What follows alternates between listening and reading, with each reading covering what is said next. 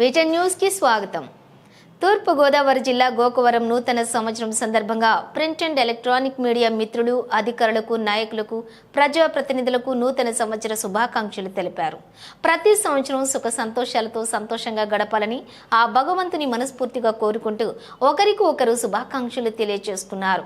Media మిత్రుల ముందుకు పూల బొకేలు ఇచ్చి అధికారులకు, నాయకులకు, ప్రజాప్రతినిధులకు నూతన సంవత్సర శుభాకాంక్షలు తెలిపారు.